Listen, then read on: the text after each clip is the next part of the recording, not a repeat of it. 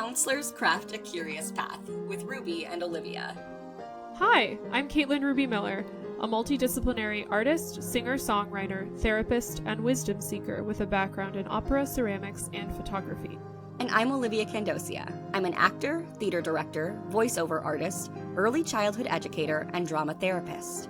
We are both neurodiverse therapists who strive to infuse more wonder, authenticity, and joy into modern life. We're here to share our hearts and stories, and in turn, listen to yours.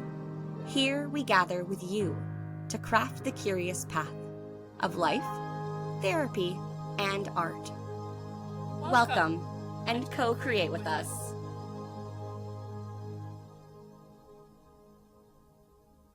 Welcome.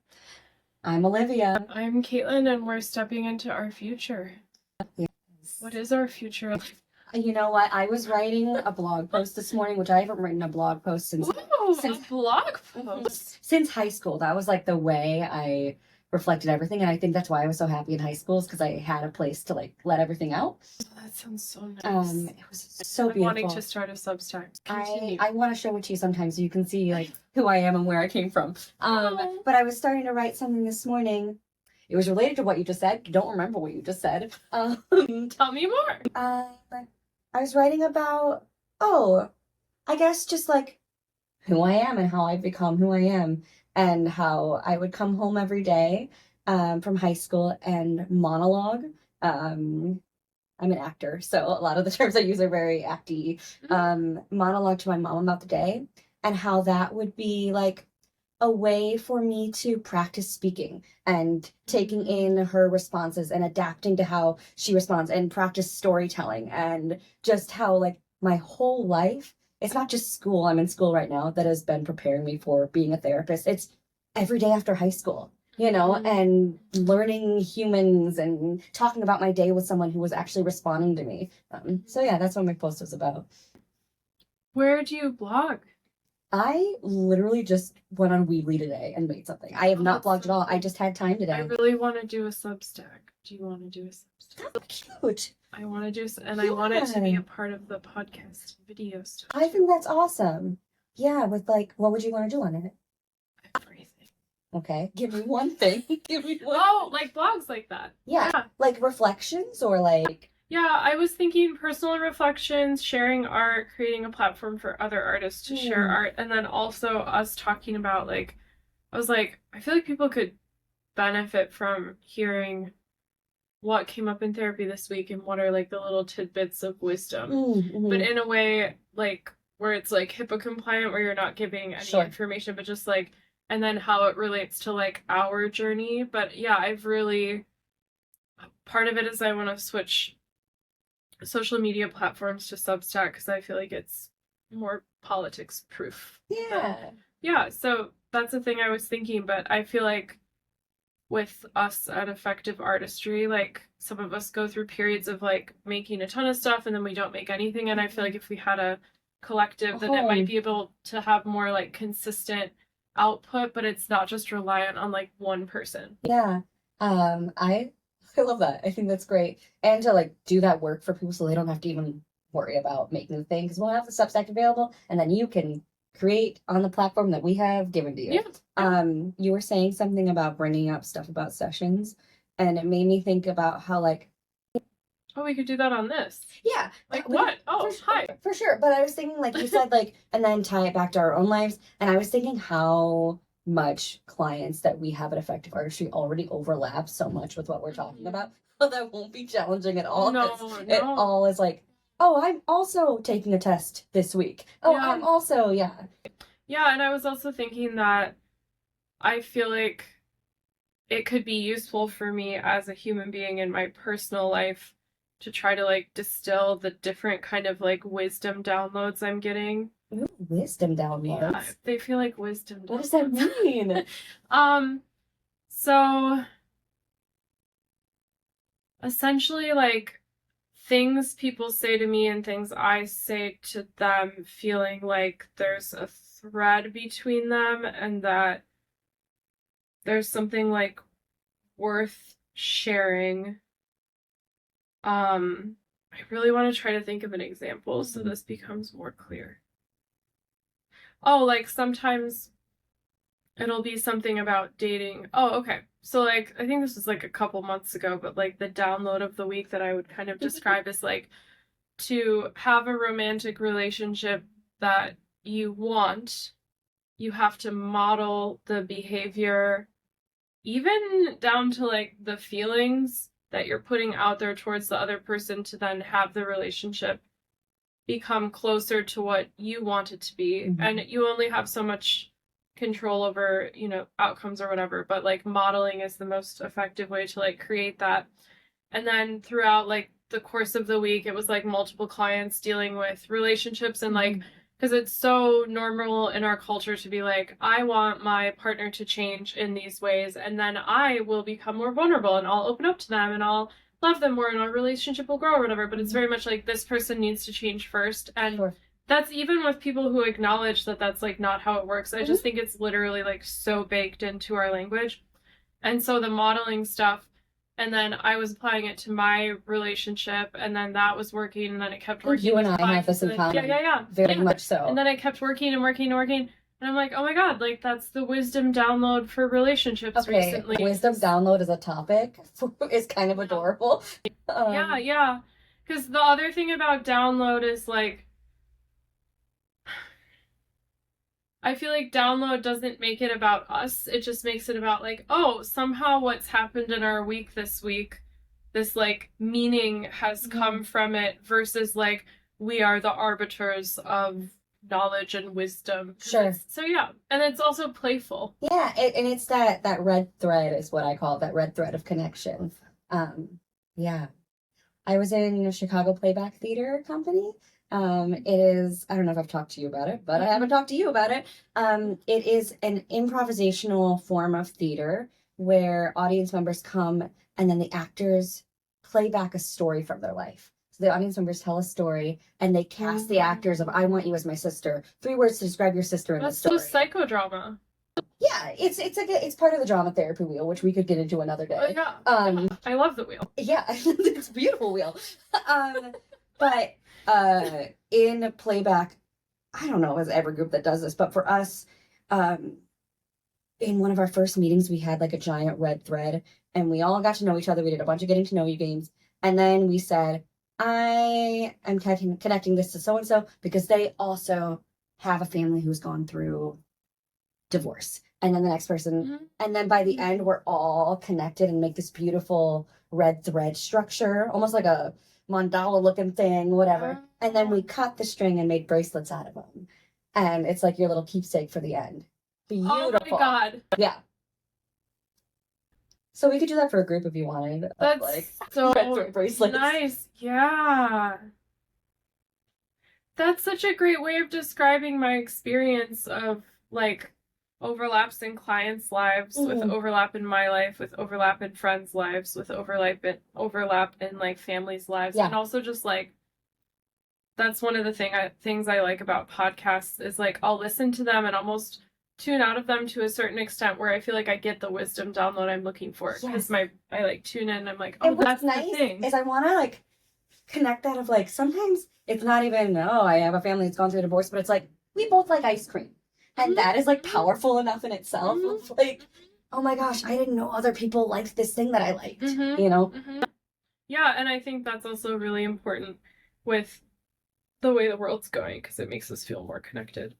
So yeah, so like what we are doing right now is we are doing an initial recording of like a stream / podcast that we're starting and we're just trying to figure it out. And I think the thing we're modeling here that is useful. No, really, this is so hard that I think would be useful for a lot of my clients is you have an idea and you literally just do it. Like within like previous versions of myself would think of this idea as like it doesn't even count as an idea. Yeah. Like it's like, oh, a podcast or a stream with Olivia and like, yeah, but first we have to figure out the name, the topic, the guests, the length, the sequencing, the intro music, the logo. Everything but the recording. Yeah, exactly. And then often for me and for my clients, like the recording never comes, or when it does come, they're like, oh my God, Olivia and I, like for me, like Olivia and I like sat down and then we realized we actually just want it to be about like baseball. We don't even want to talk about therapy. And then it's like, but then we made a logo that's about therapy, and we chose title that's about therapy, and it's just like, but now we want baseball. Yeah, but now we want it to be about baseball. We're not gonna talk. Well, we might, but no, but yeah, that's why I use that as an example, because I'm like, it has to be like very surprising. But yeah, so that's what we're doing now. So like, my intention is that this becomes something that we record and we do on a schedule, so it's kind of like a ritual. And I already am feeling so much more confident about it just talking right now. Yeah. I just want to say it, to name it. Yeah. Me too. I'm actually not feeling more confident. I'm feeling just as confident as I was before. But it was a lot of confidence. That's great. Okay. It was like very. It was like your baseline. No, my baseline was like very highly confident, and like we just have to do it, and now we're doing it, and I'm still very highly confident. So you know what? I was anxious, only in a sense of like, am I going to have anything to say? Which is a fear I have often. But because I was just doing the stream with Brandon, and Brandon is very skilled at talking, as I am too. But with Brandon, it's just different, right? And sometimes I wonder, because I was on the stream too, if it's something about him being a boss, and also the stream being a thing that he started, and also like the regular people who come on it and comment, and like, so it kind of, that's why I wanted to start something new, because I was like, I wanted to be like, just like whatever random shit happens between the two of us, like what does it do? Right. And also, I really want to get other people on Effective Artistry doing things like this. I'm looking at your shirt and I'm admiring it. Thank you. Yeah, it is a vintage kimono. I think I got it for like, I don't know, like $6 at a store in Wisconsin, like 6 years ago or so. Wow. Yeah, so it's fun. I wore it because I'm wearing athleisure, and I was like, I don't feel like dressing up, and so I'll just put on a sparkly kimono. It's great. Yeah, so like, a thing that now I'm thinking about like wisdom downloads. Yeah, there's something so nice about that. And then like another thing I'm thinking about is I feel like our job is really special and very meaningful in like many ways, and makes change and great. But one of the downsides to being an individual therapist at a group practice is that the scope of the people we are have the privilege to help, technically it expands to like their scope in their life, so it's not literally just the client. But like it is literally just those clients that we're having interactions with, and although scaling up involves like there are not like 100 people in this room with us, it at least involves like disseminating information on a larger scale that can theoretically make more of an impact. And for a while I was like terrified of that, didn't think I was good enough, didn't think I was smart enough, didn't think I had enough experience as a therapist. Then I just got really scared about like people hating me. I was like, if I say like woo-woo stuff on the internet, then someone's gonna be like, where do you live? I'm coming after you, or whatever. And I'm like, oh my gosh. So there was that, and then there was like, okay, now I'm ready to do it. I feel confident enough, but who do I do it with, and when do I do it with, and how can I do it perfectly? Blah blah blah. And then so much planning. Then I'm like, no, we're just gonna do it. Some of my favorite podcast hosts are the ones that say, I don't know what I'm doing. And are like, I can't believe people listen to me. And it's like, that's exactly it. Because I'm relating to you. Like, I feel like you're in my kitchen with me, you know? Like, you don't have to be an expert. You can bring on experts of certain topics, and like, that's great, but I'm here because of you, you know? Yeah, and I guess I do feel like I'm an expert in probably a few things, which is funny that I can't name them. That's really interesting, the word expert and then not naming it. But I feel like a thing that can be missing with therapists who talk about stuff is they don't seem like human, and they become too like other therapy-based podcasts. I feel like it's basically like, hello, we know how to give you advice if you meet the demographic of our clients, and we're like literally just trying to get you to listen to this so you buy sessions with us or buy our book or whatever.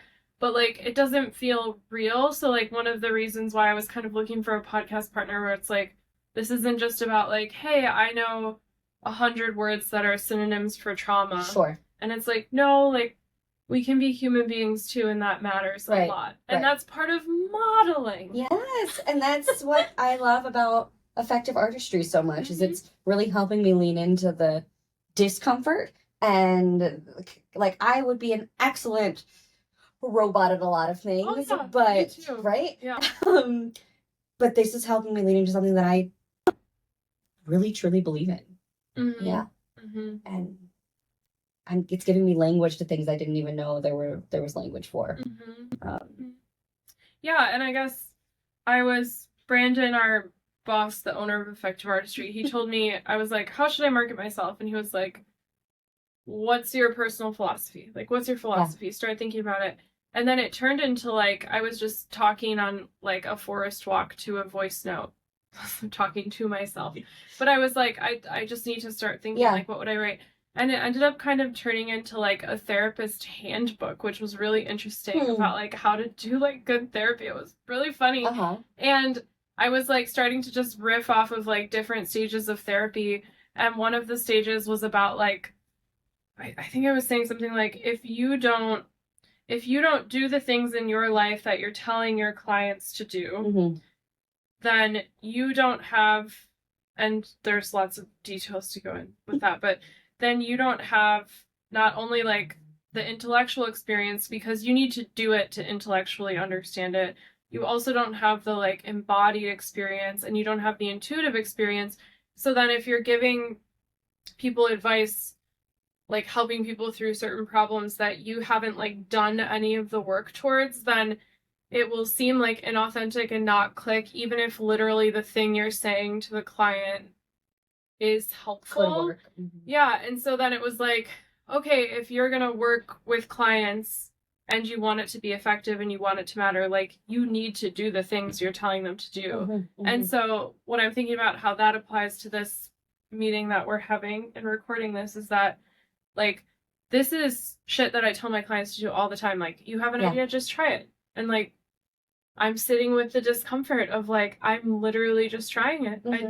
Do you have another example of things that you have done that you're like, oh, I haven't been doing that, but I've been telling my clients to do that, and then did it? Oh my God, so many. So many? Like, endless. Endless? Give me one. Yeah, okay. I'm a new therapist. I'm still in training, so yeah, I'm learning. A lot of stuff in my romantic relationship, like, I'll be like, I think it could be useful for you to, you're talking about like carrying around things that you're ashamed of that feel really heavy to you, and you feel like your partner doesn't understand you. Did you tell your partner about those things that you're ashamed of? No. Well, how could your partner understand your shame without knowing the things you're ashamed of? Well, I tried to talk to them about just like feeling shame. It's like, no, you need to like tell them the things you're ashamed of and see how it plays out. And I did this with a few clients, and it like really helped them, but was also terrifying. And then I did it for myself, and I'm like, oh my God, this is like such a game changer. A lot of stuff around art, like I've told artistic clients, like, try a different path in the arts that you're new at, so you can kind of like practice beginner's mind and like playing around and being imperfect. So I did that with pottery, which I was telling clients to do for years. Like, just play around, do something that's like, you know more... what this makes me think of? Yeah, go ahead. It makes me think I'm a theater director too, and how I've had a lot of teachers or directors who I don't think have an acting background as much, and how valuable my acting experience was to help these actors and really know like what it's literally been there. Yeah, what it's like to be on stage, and what the techniques I'm even giving them. I'm never going to give something to one of my actors that I wouldn't do myself. You know, I'm going to try and model for them. I'm going to be bigger and goofier, so like they can't even top that, because like that I don't know, that just... No, that's exactly what it is. It's modeling. But and the thing that was interesting that came in the forest walk where I was talking to myself was that the modeling, a lot of it is done without speaking. Like, you deciding, you know what, I want to shave off all of my hair because I've been dreaming of being like having a shaved head for like 10 years, and I've always just been afraid.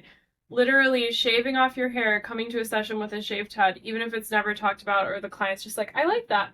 like your energy, like Yeah. you're coming into it as like, I am like being courageous and being A myself. haircut, a new piercing. Yeah, I mean, but it could even be like drinking less caffeine, Yeah. like it just Yes. so I think the thing that gets missed with like in the therapy world about this is it's literally modeling everything. Like it's modeling an entire life. Yeah. Like Yeah. it's every choice you make. And then what I've been saying to friends who are like, isn't it so hard to be a therapist right now with like the Trump administration and blah blah blah? And I'm like, no, I'm actually so glad because like I feel called to keep my shit together and build community in my life and foster joy in my life and make art and be happy in like wacky fucking times.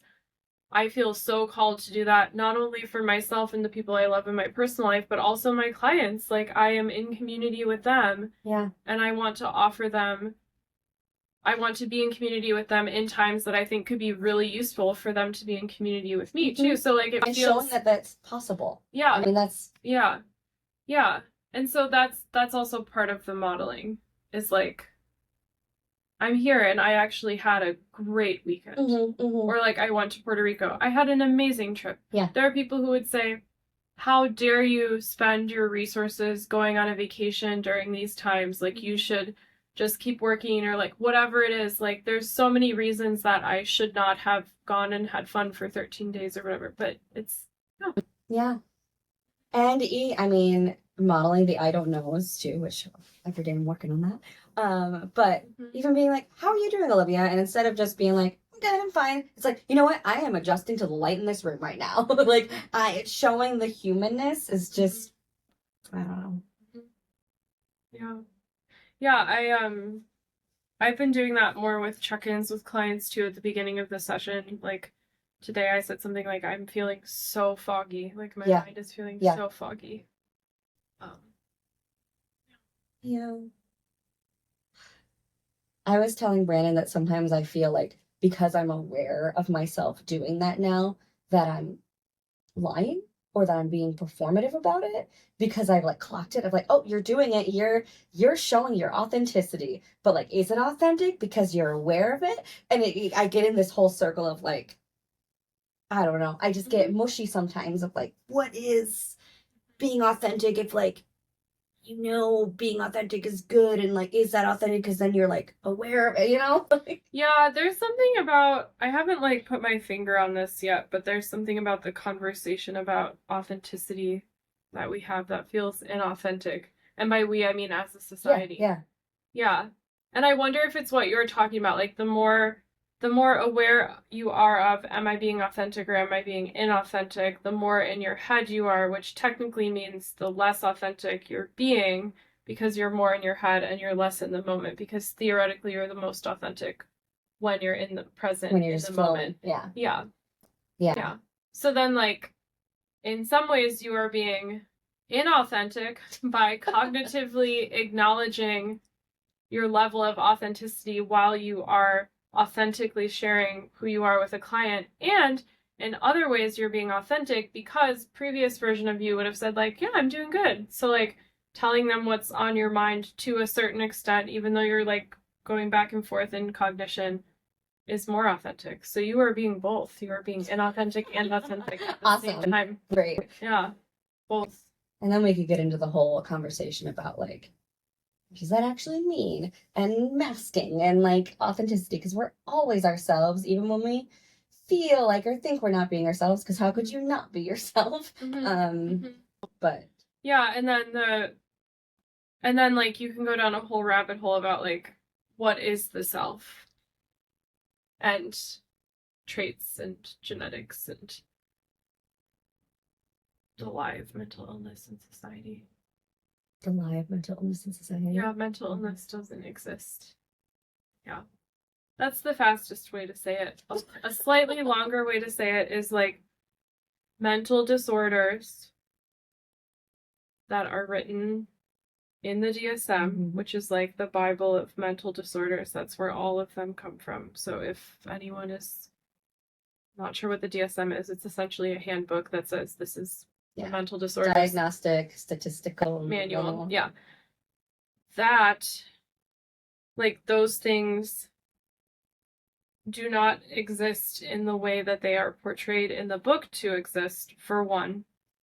And then second, the way society has interpreted them is so off on top of it. So like I actually do believe that although like the words borderline personality disorder exists, the diagnostic criteria exists, the book you find the diagnostic criteria exists, people who identifying with having BPD exist, many people in the medical system who believe BPD exists, like it exists in all those ways. But like the more you like dive into it, like what is this, how does it show up, how do we measure it, is it measurable, like in what context? Yeah, it is. It literally doesn't exist in that way. Yeah. So it's like, I know it's a very provocative statement, but like sometimes I think, okay, what's the book you would write? And it would be like mental illness doesn't exist. Yeah. Like, and then it would be like me and my client's journey of discovering that or something. Because like, yeah, I've had a whole relationship with the mental health system that has been,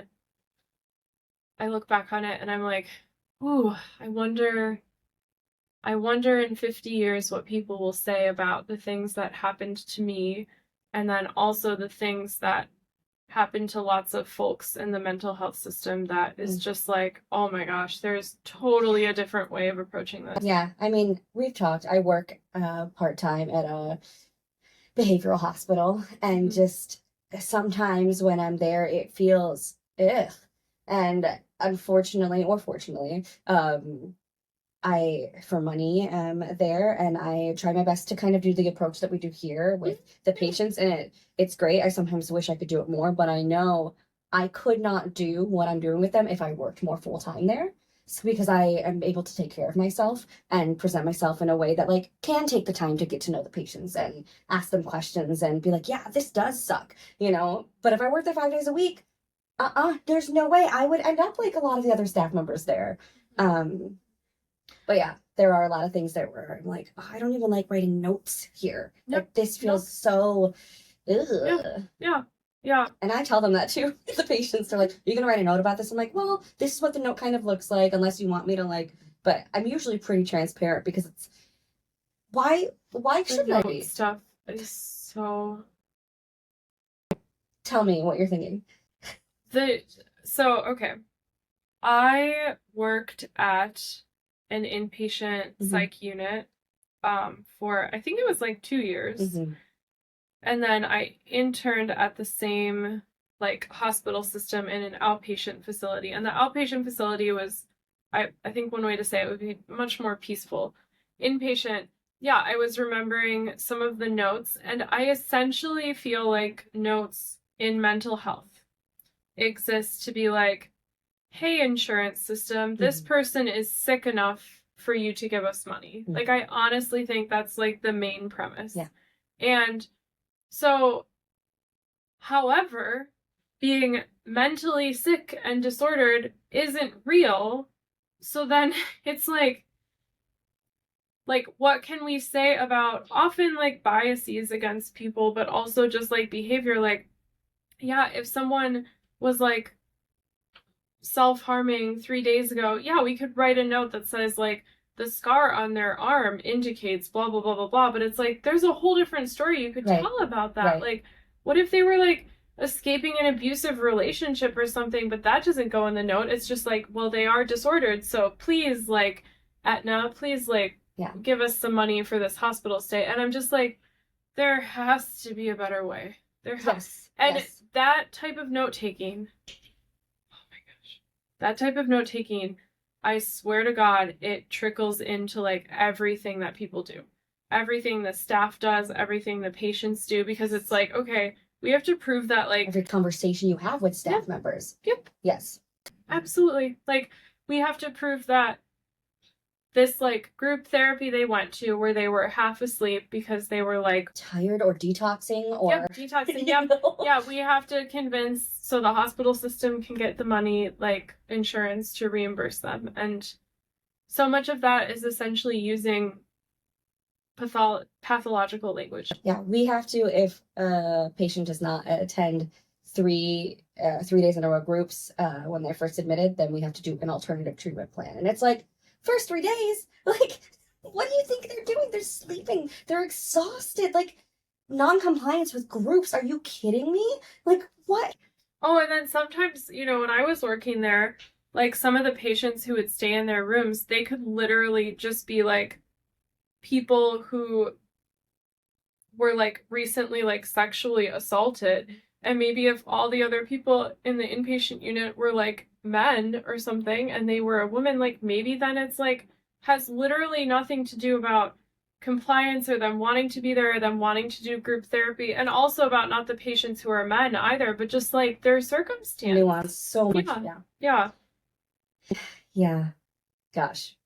Could go on and on and on. Yeah. But I really think that what happens in inpatient psych like trickles down into society, like the way people are treated and the people who get labeled as disordered, pathologizing, and the way the system benefits from it, like who's making money. Yes. And even we've talked about this before of like, are you sick enough on the waiting list to get therapy services? Because if you're not, then we're going to take someone who's a little bit more sick than you. And it's like, how do you even decide? First off, you don't have to be sick to go to therapy, but how do you don't. How do you even decide? Also, no one's sick. Yes. Yes. Yeah. Like value the pathologizing. Yeah. Keep going. How do you decide what has more value or worth or what takes precedence? That's an impossible. It's impossible.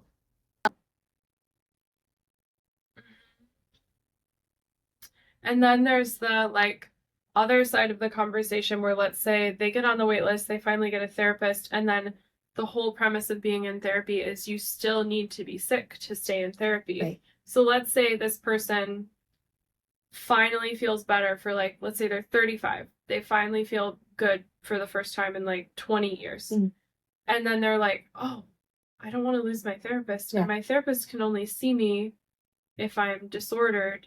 And so a lot of this, it's like subconscious more, but like it's like, okay, well, now that I really like having my therapist, I kind of need to keep showing up and being like, things aren't good because I don't want to lose the therapist. And then it's like, that's another part of the industry is like, if it was more about let's follow you until you want to stop versus let's follow you until you're neutral enough that we kind of like kick you out. Right. That's why I've had conversations with our boss, Brandon, before where I'm like, what do we do? Like, you've had clients for 8 years and like, they're doing okay. What do you do? Because I didn't know. Like, I'm in school right now. That's what we're getting taught. Is like, they have to. I'm trying to think. I think I have had a client for 5 years now. Yeah. And he's like, we just talk about whatever's going on. And that can be great things. That can be sad things. That can be about games. It can be about whatever. And that's just it.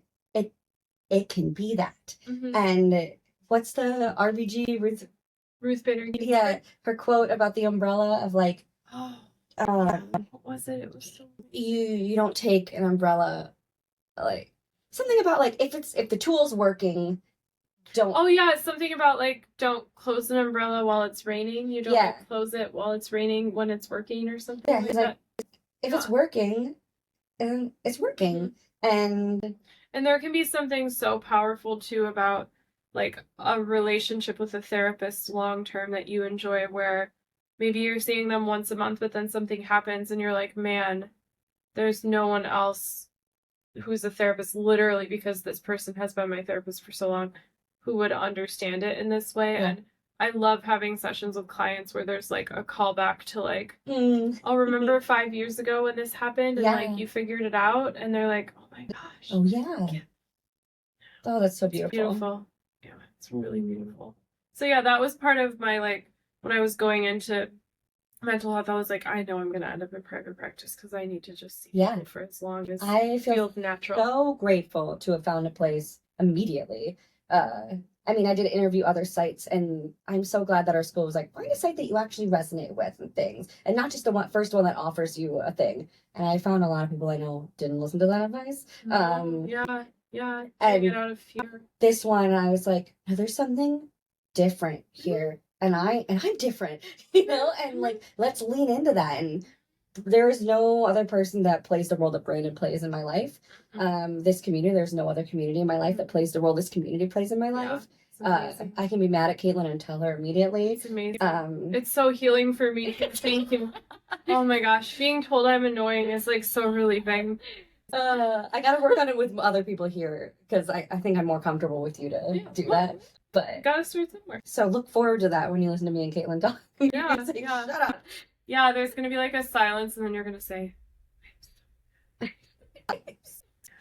or I'll say I'm so embarrassed.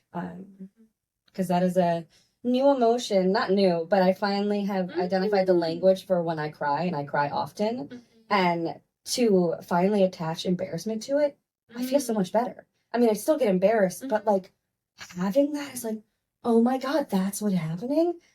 I don't know. It's empowering. It's empowering to know that I'm feeling embarrassed. I felt that way with like depression versus being tired. Like for a long time when I was really tired, I would be like, I'm clearly depressed. And now I'm like really tired. And sometimes I still think I'm depressed, but then I'm like, wait. Yeah. Are you tired?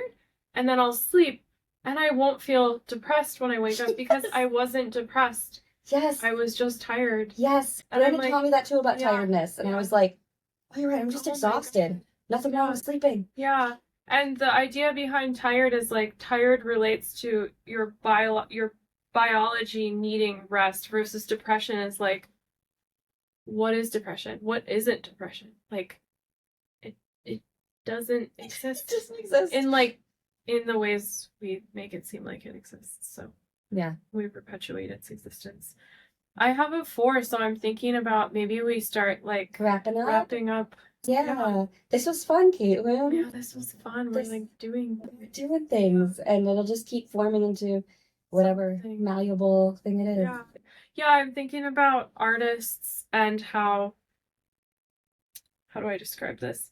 I feel like there's a judgment in artistic communities of like, okay, you can't like start writing an album and not finish it.